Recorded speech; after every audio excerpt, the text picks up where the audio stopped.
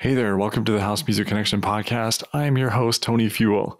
Each week, I have a conversation with a different artist where we discuss personal stories, challenges, successes, production process, and more. Ultimately, the goal is for all of us to feel a greater sense of connection to the house music community and to one another. So let's get right into the conversation. Hello, Beat Hussy. Welcome to the podcast. I'm really glad to have you on this episode. I wanted to invite you on because we've been friends for a long time on social media, and I feel like you have a unique perspective as a single mom and just someone who's still makes house music an important part of their lives and whatnot. So yeah, I just wanted to talk through that with you. And so welcome. Thank you. Thank you for having me on your awesome new podcast where we can actually learn more about each other and, not just the oons. Yeah, for sure. Yeah. And so I guess for listeners who may not be familiar with you, why don't you just introduce yourself real briefly? So my DJ name is Beat Hussy. My real life name is Bea Love. And I guess you said I'm a mom. I'm a DJ. I'm busy, but, I tinker with production a little bit. I've got, some stuff that I'm doing, and really I'm about the music and the love, right? And amazing how those two things often are together. Yeah. So for sure. That's awesome. Cool. Well, let's see. So you are from Seattle and you live there now. Or you, I guess Tacoma, you're from suburbia. From the Pacific Northwest. Yeah. Yeah.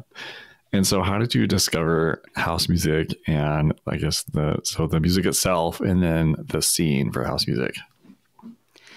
So this is kind of it's a funny thing. So in the late 90s, I was DJing, but just like radio blends, not like the mixy, for a local fetish night, actually. And It was a friend that's like, oh yeah, like people are doing this thing. I got a friend that's a DJ and he does it this way. And I don't think the crowd where I was at, where he showed me, was a fan. But I was intrigued. I'm like, ooh, puzzles and putting things together and yeah. So I had a little bit of an introduction just to, I guess, modern electronic music, because, 70s, 80s, we had our synth, it was there. Through the Burning Man scene here. Okay. So I heard it all. I heard, psytrance, new school breaks, all the things. And it was there that I learned. And then my partner at the time took me out to hear house music because his friend was a house DJ. I have to say, and it was such a turnoff, and it was not the music. It was a swanky club. It's not my vibe. I called it Prada House. I'm like, I like the music, but I don't like how it feels here. I don't feel comfortable here. I didn't come here to be seen. I want to dance. I want to throw down. I want to be a hot mess at the end of the night. So it wasn't for me. So it was a little bit of a turnoff. So I'm like, oh, well, house isn't for me. And how ridiculous is that? Because I think house is for everyone. Yeah. Was that at Sea Sound Lounge or before that time? That wasn't where it was. I'm trying to even remember which club it was, but it was around that era. It was probably, 2000-ish, 2001. Okay. So yeah, it was a little too swanky for me. But then my crossover song where I'm like, oh hell, I got to play this kind of music was actually Underworld Cowgirl. Because that was a song I would play in my sets. And I'd be like, it'd be really cool just to run something else into this, And so for my 33rd birthday, I got myself a set of techniques. They arrived on my birthday. I took the day off and they didn't come till 6 o'clock. I was pretty disappointed. My first little stack of records off of dancerecords.com. And that was my gift to myself, was to figure out how to do it. And just as a hobby, my job had become my hobby. I worked in tech. I was working sometimes 90 hours a week as a, single mom.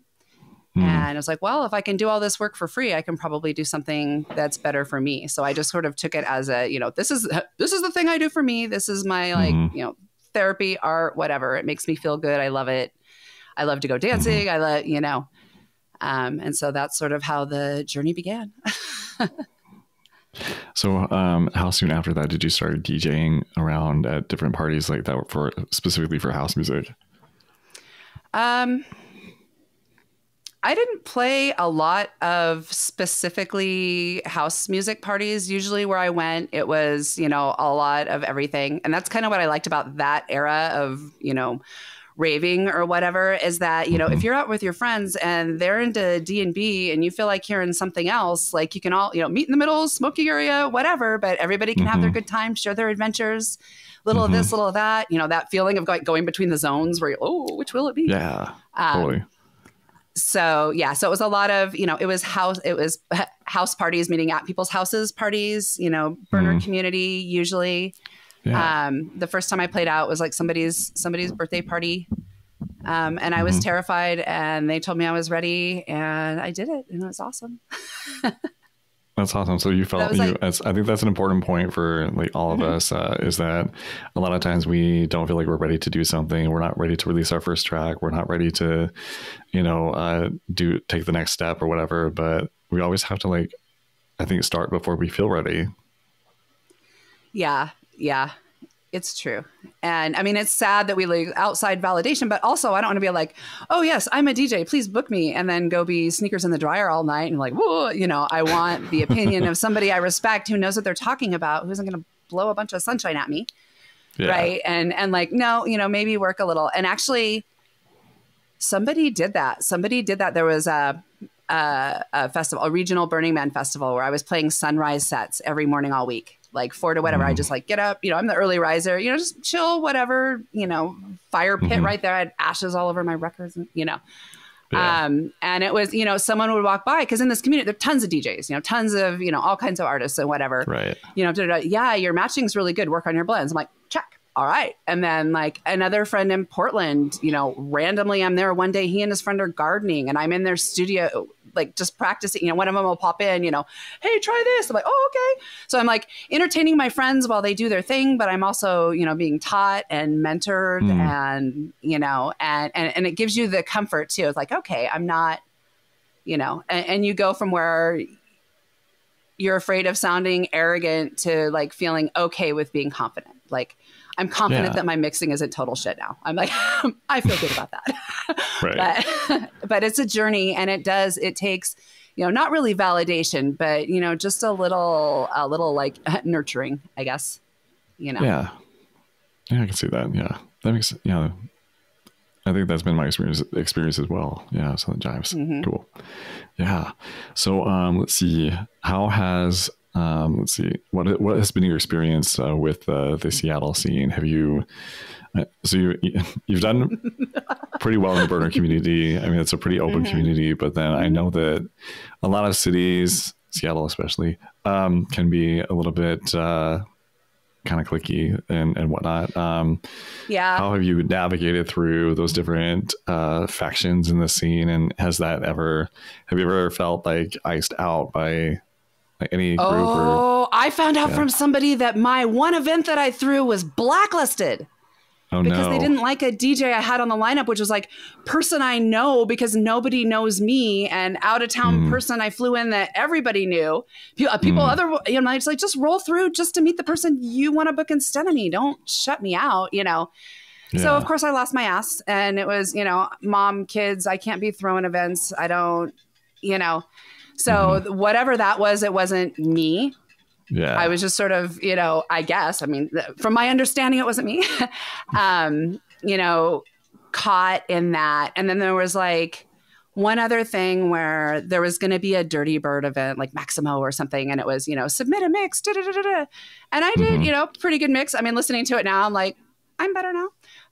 But I felt proud of it. And the person who got the set at the time who's doing great. It's I'm going to name names because he's awesome. Anthony Henderson, who has some labels here, like Late Night Munchies. I think his new one is Not Me Being Chaotic. So I don't want this to sound like I'm like throwing shade or anything like that. I love this guy. I like played a fundraiser for or whatever. But I'm getting my friends in my ears like, well, you had more plays. You had more light, you know, so what did, and like, I came to understand just from some other outcasts in my community, you know, who could kind of explain it to me, you know, and I've come to terms with it. I don't really have anything to do with the Seattle scene. I happened to find the Portland scene sooner just because I did. And it's a very different scene. I've always felt very welcome there. I mean, you play, you know, you show up, nobody knows who you are. They're cheering you on. You know, it's just a very supportive, welcoming, awesome scene. And, you know, pockets of that in Seattle are that way. You know, my burner people, you know. But the thing I have to realize is I've just had a very different life than all of these people. You know, they all, NAF was the club at the date. Like my cousin, who's 10 years younger than me, took me to NAF once for like a minute, you know, before I knew anything. But like, I left home at 15.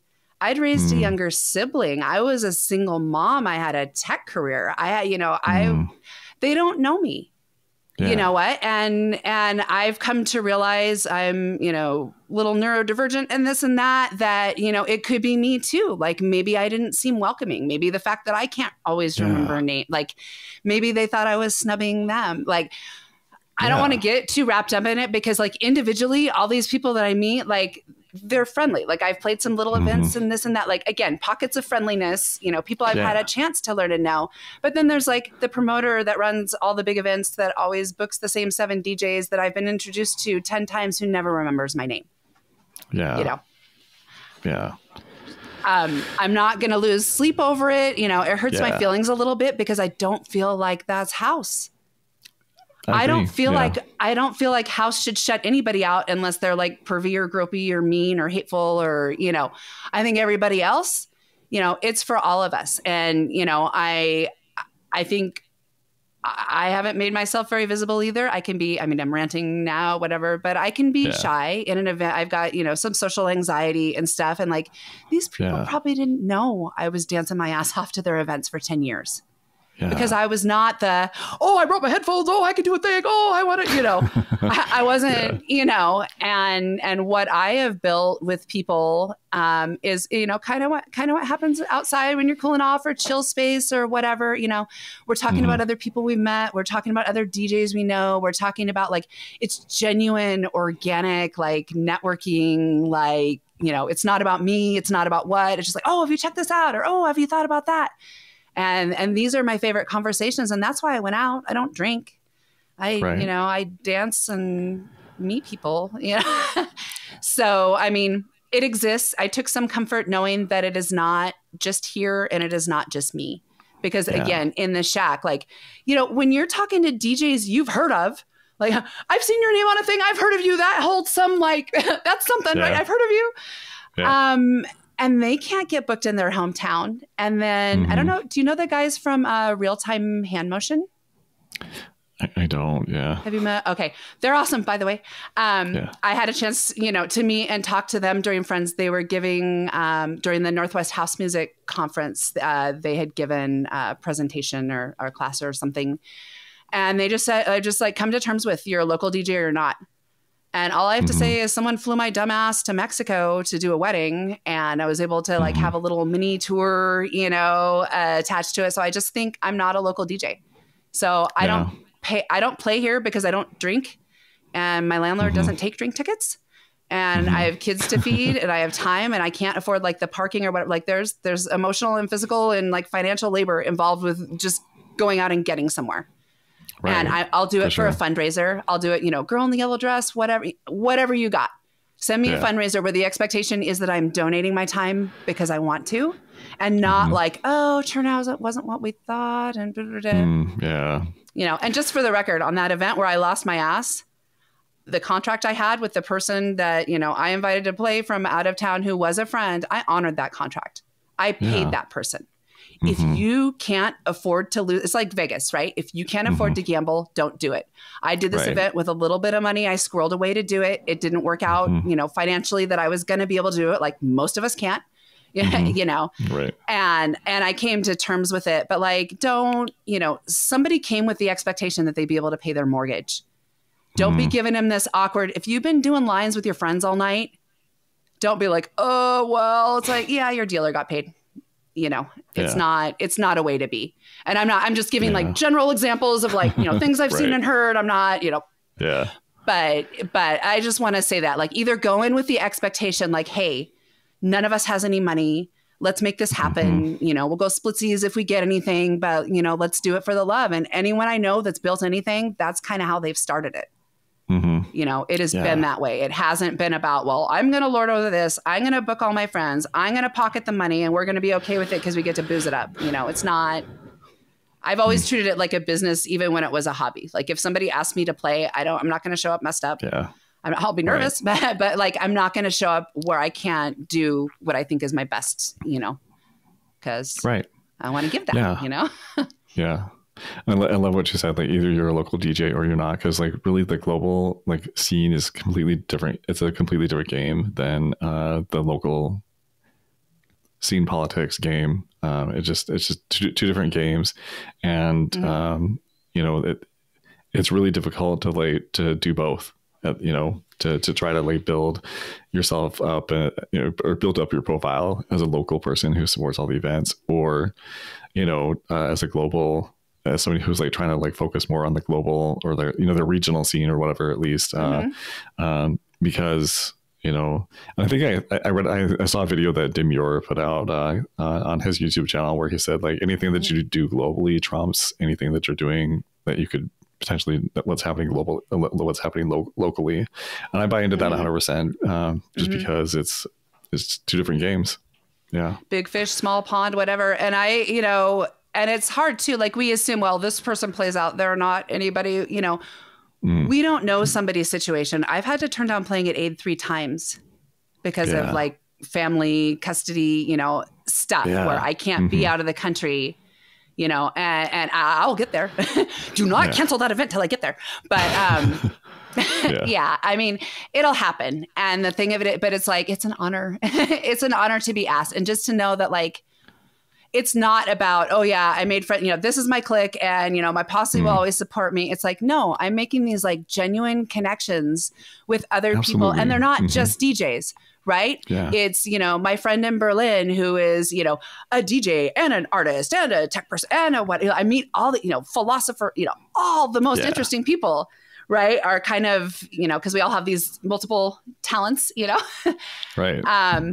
And so I get so much more out of it than just like, hey, I'm going to go out dancing. I'm going to go hang out with my friends or whatever. Like it's more meaningful to me. It's not just recreation. It's who I am. And if I have to do it online and stream for now until I have, my kids are older and I have a little more freedom to make, I'm not going anywhere. I'm aging well. I'm good. I'm, all these people who've been partying their ass off for 30 years, I'm still here. I'm good. My kidneys are good. I'm good.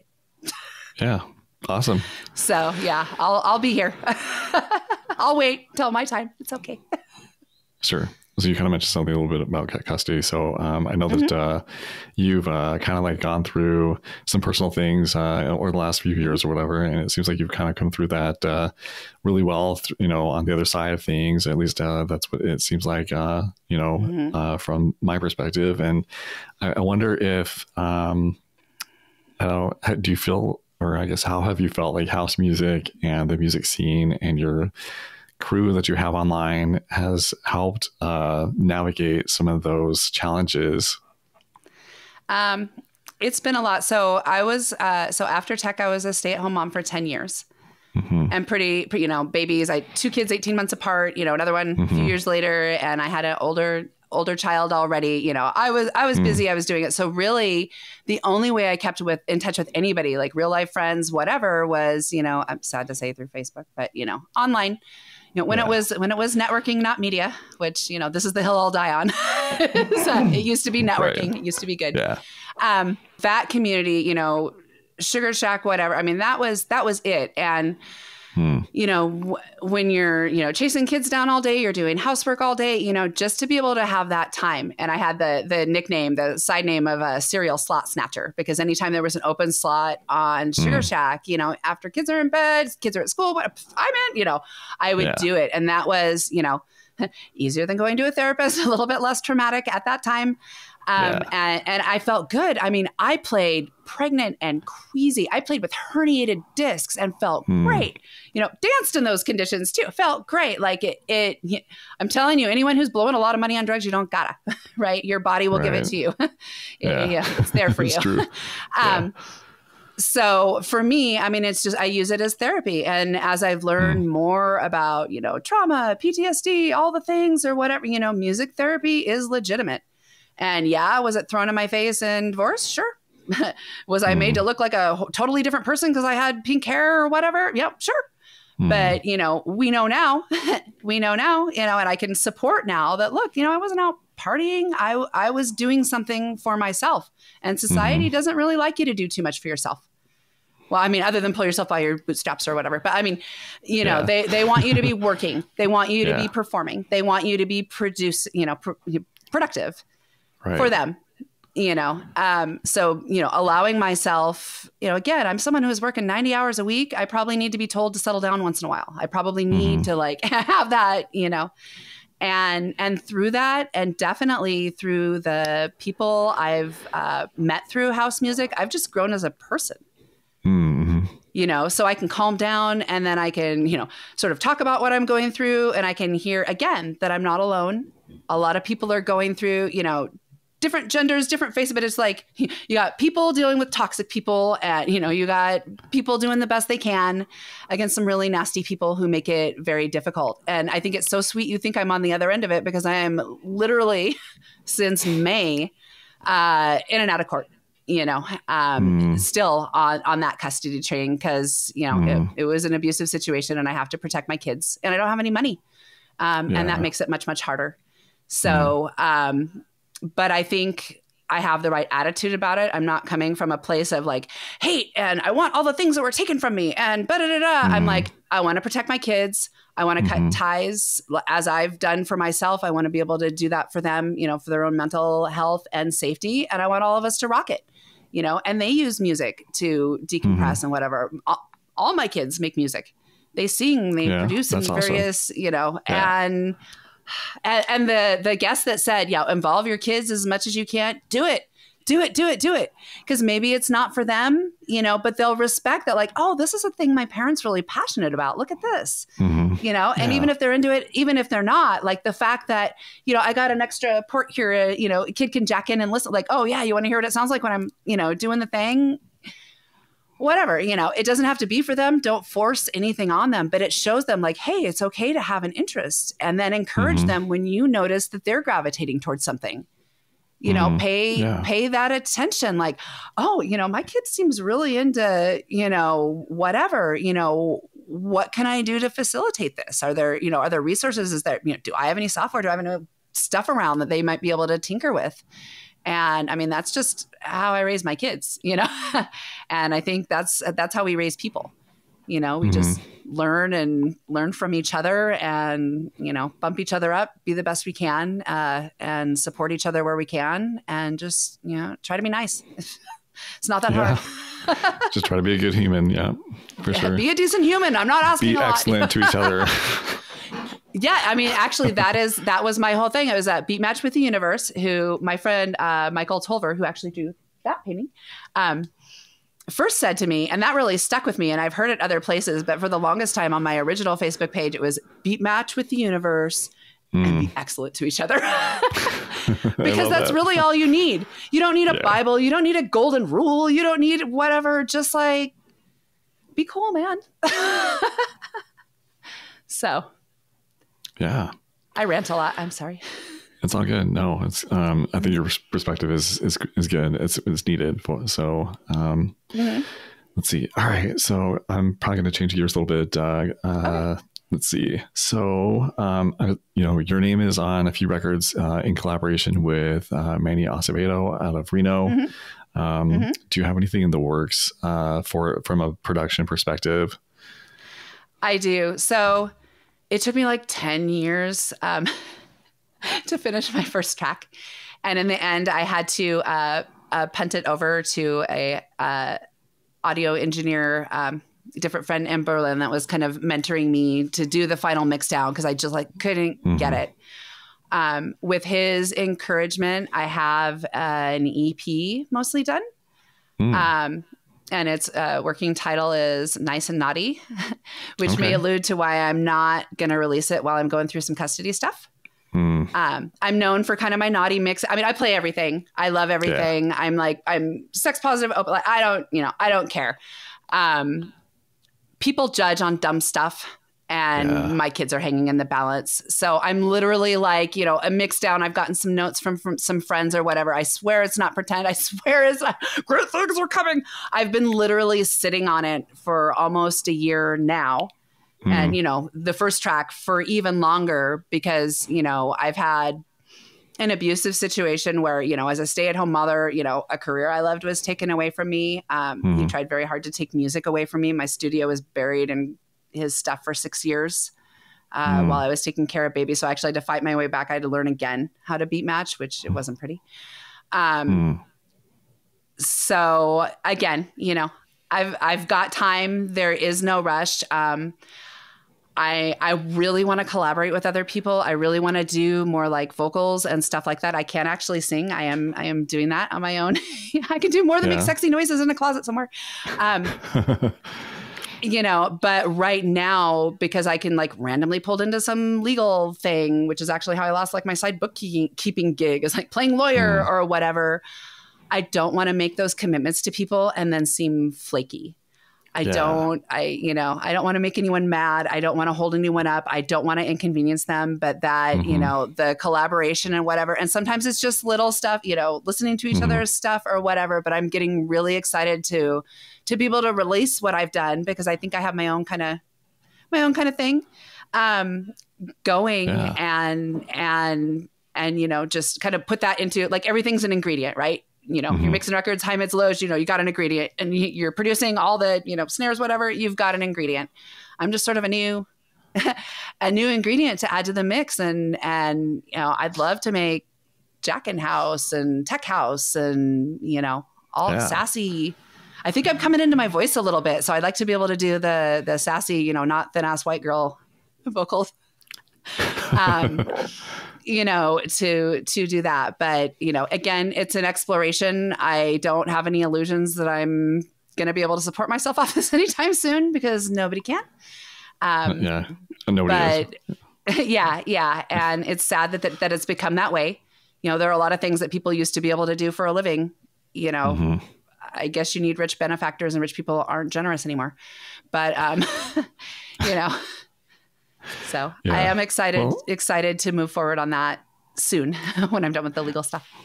Yeah, I found that a lot of people, are having to find a lot of different streams of income, just like teaching, doing some online courses, having like some kind of online community where like a membership where they charge a membership or whatever. And then get on like a, have like a hot seat situation or something where they can give feedback or something like that. It's just like, so people are not making money from music sales these days, but they're having to find all kinds of creative ways to, to try to find, well, and it was merch for a long time, right? It was like, you didn't get, I know. Yeah. I mean, here's what was stunning to me. In like around 1996, I worked for MSN. They did a show called On Air where it was indie bands. And I was the tester on that show, but I was also like backup tech support.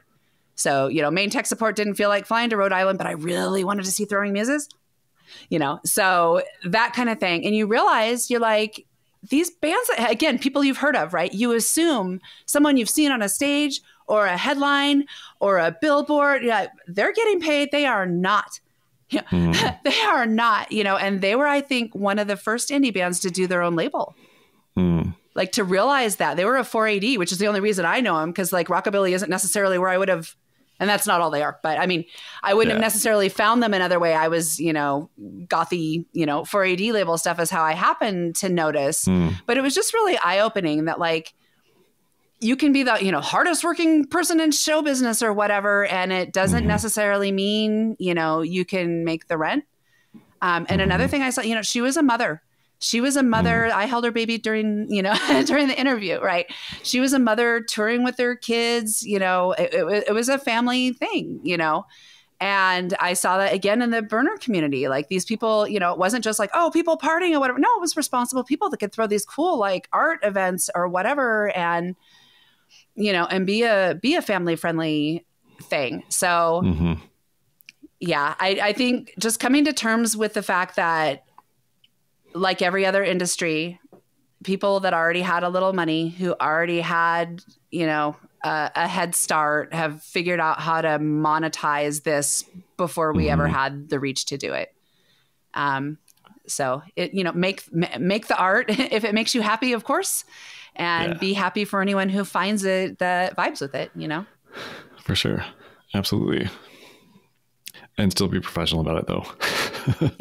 I mean, to some degree, yeah. Cool. All right. Well, what does the next 1 to 2 years look like for Beat Hussy? I mean, you kind of went into that a little bit with releasing music and whatnot. Yeah, but say more about that. So once I'm off the hamster wheel that I'm on with my situation, the other thing I have to do is learn to be a little bit more disciplined. I know if my audio engineer friend ever sees this, he'll be like, discipline, I told you. And just because of like the flighty neurodivergent way, I have a hard time working on multiple things at a time. I mean, it's weird because I can either like literally be octopus, like doing all the things at once. But if it's a focus thing, I really want to sit down and finish it until I'm done.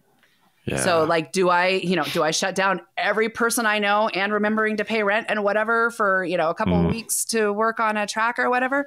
So, once I get into a routine, I would like it, to be a flow. Like, I get myself, it's hard for me to form habits. So I got to stick and carrot myself, but maybe if I could do a track once a month, and still do my broadcasts or whatever, maybe if I could play some event I've had my eye on for a few years out of country, a couple times a year and just see of year. But, yeah. So I don't have a set, like, this is how it's going to be, but I have other projects. Like music isn't all that I do either. I've got a podcast that's kind of a political thing.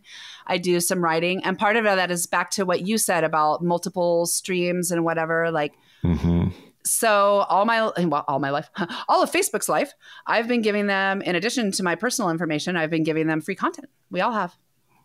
Yeah. Every rant I write, every impassioned, like, this isn't right or what, and cool. I started a Substack, and it's, I put it, the way it works is like you have a blog or whatever, and you can put it behind paid or whatever. I set it for the longest possible time. You can have it free, like 3 weeks or whatever, cheap. I don't want to shut anybody out of what I'm doing. I don't want anybody to feel like this isn't for me because I can't afford it. Because I've been poor my whole life. I don't want anybody to ever feel like that. It's like, hey, I'm here. If you enjoy my content, if you can, do it. If not, I'll leave it up, work it out. You got to do it on the cheap sometimes. And that's fair. So I'm hoping, maybe I can get enough little things going with my other talents. I write code. I was a dev, test, and PM. I got a patent. I got skills. It's just managing my time. So I'm not like, oh, cool, let's work on this. And everybody's like, hey, when are you going to do a DJ? So, oh, wait, I got to, I've got to get into some rhythm where I can sort of feed all these weird parts of myself. Also without cutting out everyone else in my life. And do it. But, big things are coming. Things are coming. I won't say big things are coming, but definitely projects and ideas are always coming. Yeah. So. Yeah. So you talked a little bit about the, the kind of the struggles that you've had with, being multi-passionate and whatnot. But you've been able to make things work on some level already. So give yourself some credit for that. And then I guess what would you, what are some things that you have done to make things work up until this point, as far as having a family and having kids and still doing music and whatnot? So I guess what are some tactics that you've employ that have worked for you up to this point? Well, I mean, I feel like that 6 years I referenced, which to be fair, I stopped playing for a little bit because I was a mama that had morning sickness the full 9 months. I was pretty miserable, and so I stopped playing, and then 18 months later, there's another baby. Guess what? More morning sickness. Oh no.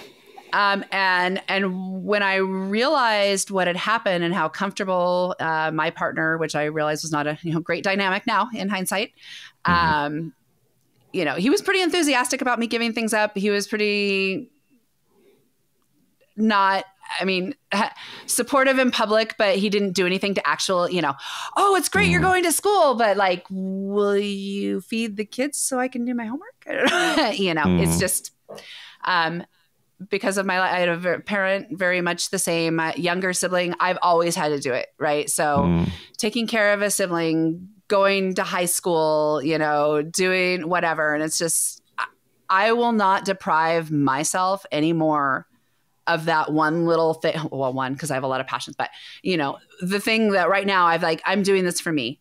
And whether it's making music or zoning out, writing code or whatever, no, what? I'm taking this day. I'm just, I'm everybody's everything all the time. And, and I'm going to do it. And I just, on the one hand, if you don't have any help, you don't have any choice. So it's just do I give up the one thing that's probably keeping me sane? Or do I, give up a few hours of sleep, which I have clearly, right, to make it happen? I don't sleep much anyway, 4 or 5 hours, I'm good. So that gives me a little more productive time, than the average bear maybe. But, and again, I'm not Susie Homemaker. Sink isn't too bad right now, right? But I'm not in there scrubbing every surface. I clean, I keep things nice, I do it. But if it goes for a couple days while I'm working on something that a deadline for myself, that's how it's going to be. If I have to order pizza once in a while because, it's kind of my new go-to when I have a 3-hour broadcast on We Get Lifted on, can I say the time? Is it okay? Monday mornings, 3 a.m. GMT. Oh, nice. And so for here, that's evening. That's, that's Sunday night. It's 7:00, kids or whatever. So the kids kind of get their end of the weekend serenade. I might order a pizza. I might make dinner early or whatever. They know it's bedtime, when the sound goes off. And that's how we end the week. And it's kind of nice for all of us, Yeah. So you make it work. And again, I'm a creative problem solver. I don't think that, on a long enough timeline, bringing in enough different perspectives, I think every problem can be solved. But you have to have the patience to do it. You got to put your ego aside and realize it's not always going to be your way. And you have to set boundaries, even with kids. I have neurodivergent kiddos, who have, some different needs sometimes, that they are first always, and everything else falls from there. And then the other thing, don't think I'm some super mom. I haven't worked a full-time job since December 2021. Okay. I had a couple surgeries that year. My boss was not very nice either. And I always get fired when I'm on some kind of leave. I got laid off from my tech job the day my maternity leave turned to parental leave. And then this guy waits until I'm having gallbladder surgery after my back surgery to tell me I don't have a job to come back to. I'm like, cowards! Oh, no. Tell me so I can make some financial plans. Dickbags. Yeah. Anyway, so I cashed out my retirement to hire a lawyer to kind of, keep us coasting. And, it's a very humble situation right now. I don't expect that I'm going to be not working all this time. But again, you're getting, pulled into a legal case and pulled by the schools and pulled by, the kids' needs or whatever. My kids are going to come first. And if it means I live a little poor, that's how I grew up. We got love, we got food, we got a roof over our heads. We have so much more than so many other people. My kids are safe. You just do what you can. And, if I saw a meme today, if the first step seems too large, break it into smaller steps, for sure. Think ahead. I'm thinking, I'm thinking several steps ahead usually. And that's probably why I'm doing stuff like burning myself while I'm making dinner or whatever. Right. Because I'm thinking out the next few, and it's not necessarily next timeline or whatever. Oh, I'm sorry. Timeline or whatever is, okay. do you know sprint methodology or like agile methodology? Do you know that kind of nerding? Okay. Yep. And it actually came from manufacturing. Okay. Yeah, okay. We have so I at my job. Yeah. Yeah. I've always run my life that way. I just didn't have a name for it until we did it at work. And we didn't even do sprint. We did scrum or fall. Anyway. Yeah. But yeah, I mean, you just get okay. It's like when you're doing your budgeting, right? Here's the money I have. Here's the money I have. Here's the money I expect to have coming. Here's the money I know I'm going to have to pay, you know, and you make it work. So you know, work out how that's going to be. And same thing with life steps, same thing with anybody. You know, I need to be in a house. I need to have a little more space for my kids. I need to have a little more space to make a little more noise. So far, I've been fortunate with neighbors who seem to like house music. But just, break it down into chunks, get your backlog going and knock them out when you can. And if you keep, every little bit helps, every step is a step in the right direction. It'll get done, but it will never get done if you give up. If you succumb to the overwhelm or the analysis paralysis, which it does happen, you spin out, shut down. You won't accomplish anything that you don't make any effort toward. So let's see. Through your experience, for anyone who is starting out, I guess, as a house music fan, DJ, maybe, I don't know, someone who's like trying to throw events, what is some advice that you would give them? And not to sound profound, but like, well, I guess, what are some things that have worked for you that you would tell yourself, when you were just starting out? I would say don't get discouraged. Don't be afraid to reach out for help. I tried probably for a month when I got my first records to try to learn to beat match. And this is embarrassing. Just try to learn to beat match. And the beats sounded too much the same, right? For beats. And it was, again, my Beat Match with the Universe friend came over. He played New School Breaks and he gave me 2 of the same record. I mixed it like that and it was done because he told me to, he gave me a different perspective. He's like, try listening for the second, the what's ever on that second hit instead of, And I'm like, okay. And then from, it was all from there. So don't be afraid, even if like, you know what, I'm never going to want to play this kind of music. If the beat is a little different, if it's something that you might be able to just like make that concept click a little bit for, do that. Again, don't be afraid to ask friends and stuff. And I mean, I'm not talking about big, like V-neck fist pumper at a festival or whatever, but the smaller events, the events where you're meeting and chilling and, bonding with people, you're going to meet DJs because you can't sneeze without hitting one, and some of us just do it for fun at home. Some of us, make a living of it. But again, in the Burning Man, I was like, try to find a camp that doesn't have 15 DJs to be a part of. You're not going to do it. And that's great. The more the merrier as far as I'm concerned. But yeah, so don't be afraid to reach out. It doesn't have to be like some official mentor thing, but a DJ that you respect. I mean, I would go, I kind of like to dance. I have my spot that I like to dance in the middle in the front where I can watch the DJ's hands. I don't care about what you're wearing or whatever. I want to see what you're doing. Right. Yeah. Some I can't watch. DeMarcus Lewis, he will hypnotize me literally where I'll find myself, I'm dancing again. I'm like, wait, I was watching the thing. I was supposed to, and, so, and I learned a lot that way because you can, and again, I was, I did a show with a friend who didn't have a camera on when he was doing his bet. He's like, use your ears. Cause that's what audio, use your ears. But if you do, having your ears and then also being able to see, oh, when I hear these sounds, like this is okay. I can get a feel for it, or like how things are timed, or how, what their flow is, right? I have a very, very specific way. I'm pretty like anal about like how I cue and I check things or whatever. DJ Dan does it totally different. And it's fascinating to watch. Like, so maybe you haven't come across the best way for you to do it yet, and you won't necessarily figure it out in a silo. YouTube is a great resource. Friends, if you just don't know anybody, if you're if you're by yourself and you don't have anybody to ask, friends online, what I've noticed about a lot of these streaming radio stations is that the audience is mostly DJs. It's true. I mean, it's like, I'm a DJ's DJ. I mean, most of the people that I interact with that I find, listen to my music are also DJs. So on the one hand, that feels good because like if I was total, they would know if I wasn't okay. Right. But find one that you respect, listen to their mixes, you know, record everything you play, listen to those mixes. I would record my practice sets, and that's what I would listen to when I did housework on loop, to be like, oh, no, that wasn't good. Or, oh yeah, that, you know, that felt weird at the time, but you know, that sounded pretty cool. And just get an idea, you know, tracks that go to, you know, again, get a playlist together of the tracks that you're playing, listen to those on mix in your car or whatever. Think about different ways, you know, to put things together. And yeah, or reach out to me. I mean, ask me a thing. I was actually, I was a Soundtrap certified advisor. I was teaching K-5 kids to do music production, which is lame because I haven't actually released something myself. But anyway, basics, you know. And one of my classes, I would always just bring my decks in. And I'm telling you, there was one girl, she walked up to him and played him like that. She was like 10. I'm like, nice. Awesome. Be careful what you have on your drives for those. I had special, you know, special family friendly drives for these things.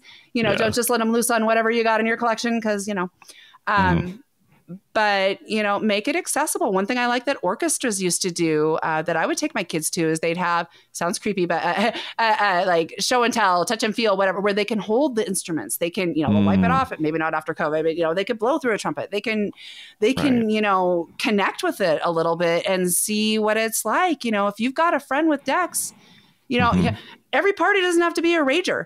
Right. We used to get together to do these evening music production classes or whatever, all chill, learn from each other or whatever. You could do it with decks.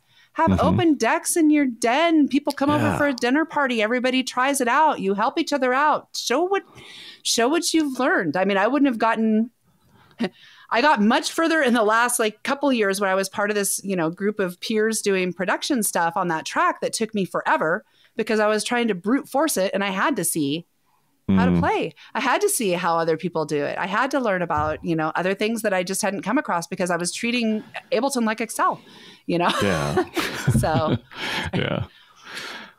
Well, that's cool. It's some good information or some good insights for others. Well, this has been an awesome conversation. So I think we're kind of coming to a close here. Okay. It feels that way anyway. Okay. What do you have any last parting words for listeners? Parting words for listeners. I don't know. Love each other. Love each other. Find the time to make art because the world needs all of those things. And nothing is going to get better if we are all stressed out, afraid, you know, just like, you know, take some breathing space. We were not put on this earth, you know, to be treated like cogs in a wheel. You know, we're supposed to be experiencing other things too. And lucky for us, we have house music, you know? Awesome.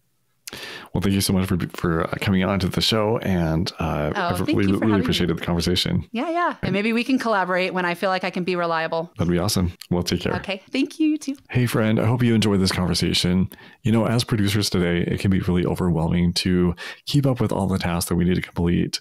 So I've created a free toolkit that can help you. I call it my release roadmap. This tool helps you to gain clarity on all of your tasks related to music production, demos, releases, and social media so that you can spend more mental energy on making music. Learn more about this free roadmap by visiting tonyfuel.com/roadmap or click the link in the description below. Again, that link is tonyfuel.com/roadmap. Take care, and I'll talk to you soon.